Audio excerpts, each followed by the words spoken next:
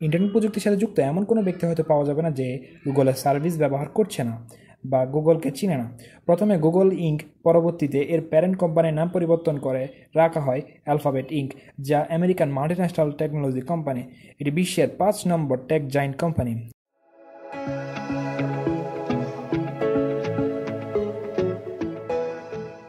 Google যেসব service provide করে তার মধ্যে আছে internet related service, search engine, cloud computing, software and hardware, artificial intelligence. ইনভেস্টোপিডিয়ার তথ্য অনুযায়ী গ্লোবাল সার্চ মার্কেটে 92% শেয়ার নিয়ে প্রথম অবস্থানেই আছে Google search engine. Larry Page and Sergey Brin Stanford ইউনিভার্সিটিতে পিএইচডি করা অবস্থায় 1998 সালে গুগল প্রতিষ্ঠা করে। তারা 56% শেয়ার কন্ট্রোল করছে, আর বাকি শেয়ার স্টক মার্কেট হোল্ডারদের কাছে। 2004 সালে গুগল তাদের আইপিও লঞ্চের মাধ্যমে পাবলিক কোম্পানিতে পরিণত হয়। 2015 সালে গুগলকে রিঅর্গানাইজডের মাধ্যমে তারা অ্যালফাবেট ইঙ্ক-এর সাবসিডিয়ারি হিসেবে প্রকাশ করে। সুন্দর পিচাই 2015 সালে গুগলের নতুন সিইও এবং পরবর্তীতে অ্যালফাবেট ইঙ্ক-এর সিইও হিসেবে 2000 সালে দায়িত্বপ্রাপ্ত হয়। গুগলের ইতিহাস কাটতে দেখা যায় পেজ অ্যান্ড ব্রাইন এই সার্চ ইঞ্জিন প্রথম নাম রেখেছিল ব্যাকরাপ। তারা এই আইডিয়া নিয়েছিল মূলত র্যাঙ্ক ডেক্স থেকে, যা এখন বাইডু ইঙ্ক নামে পরিচিত, যেটা তৈরি করেছিল রবিন লি 1996 সালে। রবিন লি পরবর্তীতে চাইনিজ সার্চ ইঞ্জিন বাইডু নির্মাণ করে। ল্যারি এবং ব্রাইন তাদের সার্চ ইঞ্জিনের নাম পরিবর্তন করে নাম দেয় গুগল। এই গুগল নামকরণ করা হয় আমেরিকান একটি ওয়ার্ড গেম গুগল থেকে।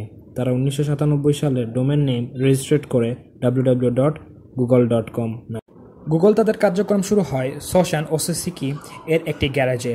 1998 সালে গুগল তাদের প্রথম ইনভেস্টমেন্ট পায় $1 লাখ। 1998 সালে তারা আরও 3টি ইনভেস্টমেন্ট পায় জেফ বেজোস, ডেভিড ক্রিটিয়ন, রাম শর্মার কাছ থেকে, যেটা তাদের নিজস্ব অফিস গুগলের কার্যক্রম চালু করতে সাহায্য করে। এর অল্প কিছুদিনের মধ্যে তারা $25 মিলিয়ন ইনভেস্টমেন্ট ভেঞ্চার ক্যাপিটাল পায় ক্যালেনিন পার্কিন্স অ্যান্ড সিকিউয়া ক্যাপিটাল থেকে। 2000 সালে জুন মাসে তারা ঘোষণা দেয় যে গুগল ইয়াহুর জন্য ডিফল্ট সার্চ ইঞ্জিন হবে। গুগলের অভ্যন্তরীণ শক্তিশালীভাবে ম্যানেজমেন্ট করার জন্য ইনভেস্টররা এরিক স্মিথকে সিইও বানায় 2001 সাল থেকে 2011 সাল পর্যন্ত। তারা গুগলকে পাবলিক আনার জন্য $45 শেয়ার 1,09,5,052টি বিক্রি করে। এই $1.67 বিলিয়ন শেয়ার বিক্রির মাধ্যমে তাদের মার্কেট ক্যাপিটাল দাঁড়ায় $23 বিলিয়ন, যা তাদের জন্য ছিল একটি জ্যাকপট। বর্তমানে গুগলের প্রতিটি শেয়ারের মূল্য $2,738.26 ইউএসডি, যা তাদেরকে $1.4 ট্রিলিয়ন কোম্পানিতে পরিণত করেছে।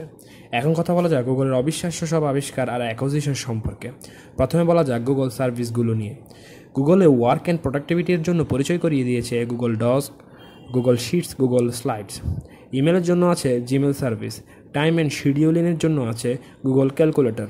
গুগল ক্লাউড স্টোরেজের জন্য আছে গুগল ড্রাইভ।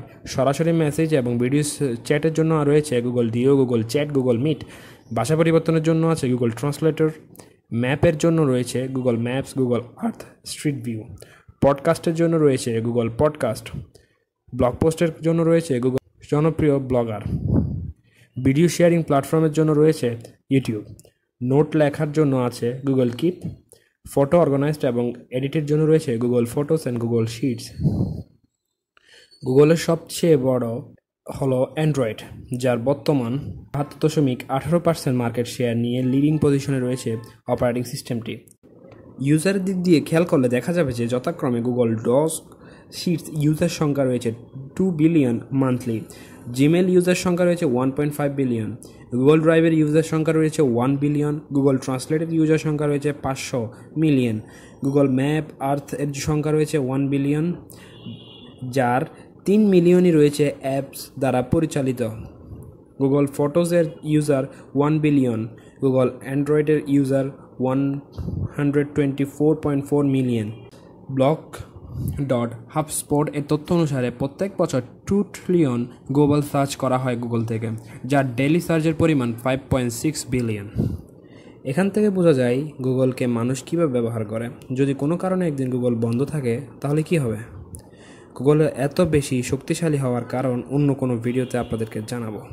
এখন কথা বলা যাক গুগলের অ্যাকুইজিশন সম্পর্কে। গুগল এখন পর্যন্ত ছোট বড় প্রায় 243টি কোম্পানি অ্যাকুইজিশন সম্পন্ন করেছে। তার মধ্যে সবচেয়ে জনপ্রিয় 6টি কোম্পানি হল ইউটিউব, নেস্ট, ডাবলক্লিক, লোকার, মোটরোলার মোবিলিটি, ফিটবিট। শুধুমাত্র ফিটবিট থেকে রেভিনিউ জেনারেট করে 1.13 বিলিয়ন মার্কিন ডলার। তাদের কেনা সবচেয়ে দামি কোম্পানিটি হলো মোটরোলা মোবিলিটি। 12.5 বিলিয়ন ডলারের বিনিময়ে 2012 সালে তারা মোটরোলার মোবিলিটিকে কিনে নেয়। এখন কথা বলা যাক গুগলের নেট ইনকাম নিয়ে। 2020 সালে গুগলের মোট রেভিনিউ 181.69 বিলিয়ন ইউএসডি, যার বাংলাদেশের মূল্য 1,53,576 কোটি টাকা, যা বাংলাদেশের জিডিপির অর্ধেক। বাংলাদেশের জিডিপি 302 বিলিয়ন ইউএসডি। এখান থেকে একটা ধারণা পাওয়া যায় গুগল আসলে কত বড়। তাদের রয়েছে নিজস্ব ব্রাউজার ক্রোম। স্ট্যাটিক্সের তথ্য অনুযায়ী বিশ্বব্যাপী 63.64% মার্কেট শেয়ার নিয়ে ব্রাউজারটি মার্কেট দখল করেছে। 2020 সালে ক্রোমের ইউজার ছিল 2.65 বিলিয়ন। গুগল এখন সফটওয়্যারের পাশাপাশি হার্ডওয়্যারের দিকে ঝুঁকছে, যার ফলে তারা এবছর স্যামসাংয়ের সাথে কোলাবোরেশনের মাধ্যমে নিয়ে আসছে নতুন পিক্সেল। গুগলের পাশাপাশি প্রকাশ করছে যে তারা তাদের নিজস্ব চিপ নিয়ে আসবে বাজারে, যা যুক্ত হবে পিক্সেল 6 ও পিক্সেল 6 প্রোতে। প্রভিপসের তথ্য অনুযায়ী গুগল পৃথিবীর দ্বিতীয় সবচেয়ে গুরুত্বপূর্ণ এবং শক্তিশালী কোম্পানি। ইউজারের দিক থেকে গুগলের অবস্থান প্রথম। 1 বিলিয়ন মান্থলি অ্যাক্টিভ ইউজার নিয়ে গুগল অবস্থান করছে সবার শীর্ষে।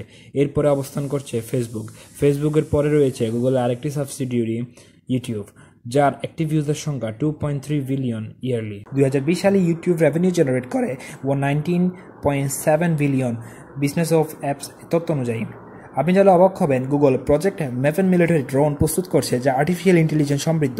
গুগল 2013 সালে সেলিকো নামে একটি কোম্পানি অ্যাকুয়ার করে, যা মূলত বায়োটেক নিয়ে কাজ করছে।